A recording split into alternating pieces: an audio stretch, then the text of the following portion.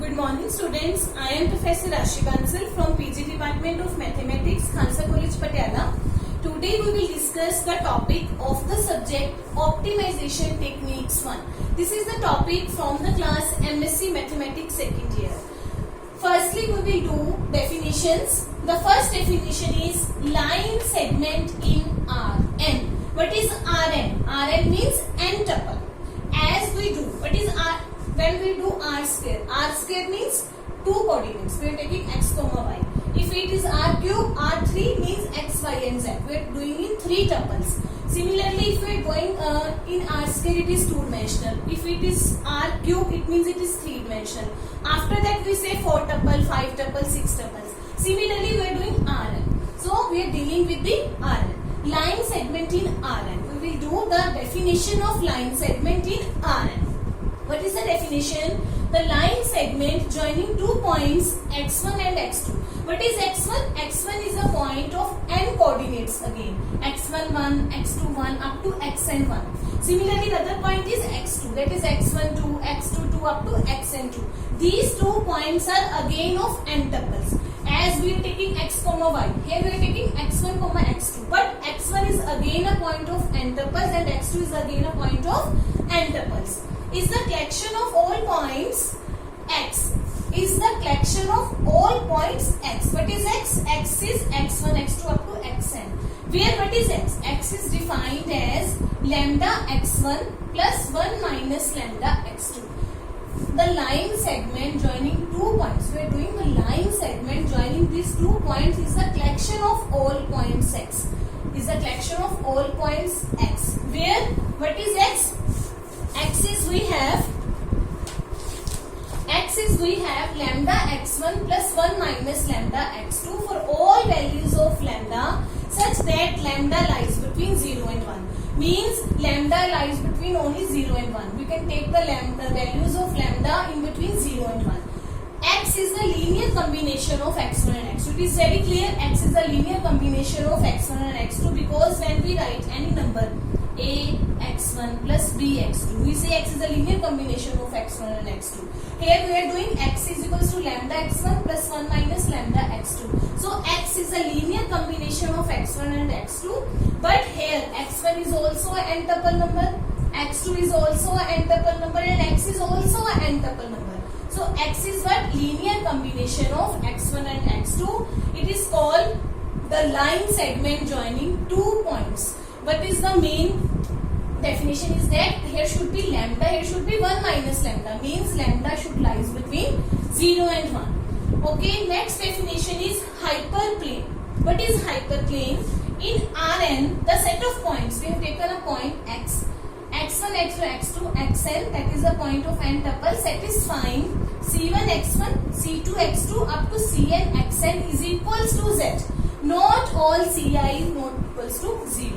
Here c1, c2, cn are constant numbers. Any constant numbers is equals to z. Defines a hyperplane for given values of ci's and z. It is called hyperplane. What is the definition of hyperplane? We are taking one point x of n tuples.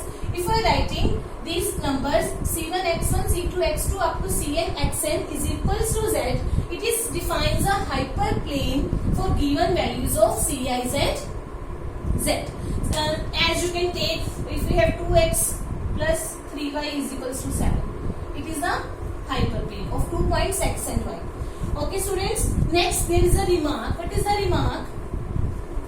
If z is equals to 0, then the hyperplane is said to pass through the origin. Obviously, if z is become 0, we say the hyperplane is passed through origin and its equation is written as c1 x1, c2 x2 up to cn xn is equals to 0.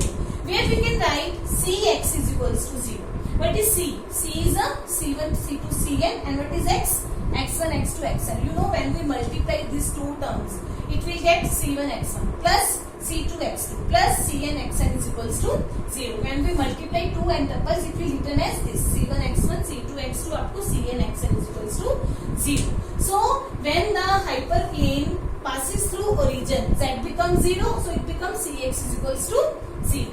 Remark 2. If z not equals to 0, the points px1 and qx2 are any 2 points lying on hyperplane, then if any two, this is a hyperplane. This is a hyperplane. If any 2 points x1 and x2 lies on that hyperplane, means cx1 is equals to z. We are taking this hyperplane. We can write it as cx is equals to z. cx1 is equals to z and cx2 is equals to z. When we minus these two equations, it becomes cx1 minus x2 is equals to 0.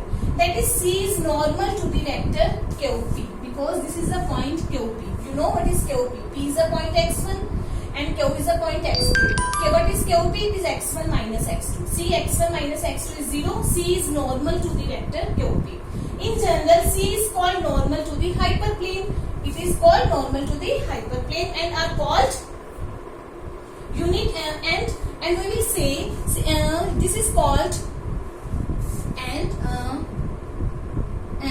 C plus minus mod C are called unit normals. C is normal to the plane and we know C upon mod C plus minus is called unit normals to the hyperplane. Okay students, this is the definition of hyperplane. Cx is equals to z. When z it pass through origin, z becomes 0, it will become cx is equals to 0. And we are taking 2 points x1 and x2. cx1 is equals to z, cx2 is equals to z. When we will minus it, it will become cx1 minus x2 is equals to 0. It means C is normal to the vector this, and in general C is normal to the hyperplane, and C upon mod C are called unit normals. These are the 3 definitions: line segment, hyperplane, and the 2 definitions and 2 remarks here. Next definition is parallel hyperplanes. Next definition is parallel hyperplanes.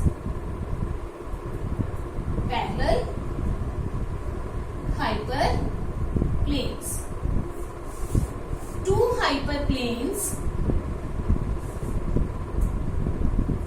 hyperplanes are said to be parallel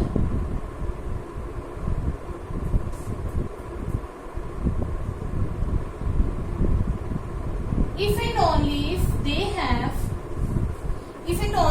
have the same unit normals. If and only if they have the same unit normals. You can say that is 2 hyperplanes C1x1 is equals to z and C2x2 is equals to z. These hyperplanes are said to be, you can take C1x1z, C2x2 is equals to z2. These hyperplanes are said to be parallel if C1 is equals to lambda C2. It is very easy.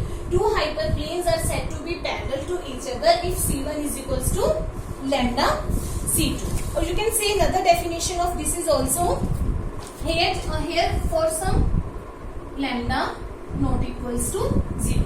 This is the definition of parallel hyperplanes. We have taken 2 hyperplanes. This we call parallel if C1 is equals to lambda C2, or you can say they have the same unit normals. You know, I have told you C is called unit normal, C upon mod C are called unit normals. So C1 is equals to lambda C2. Okay students, another definitions and questions we will do in our next lecture. Thanks a lot.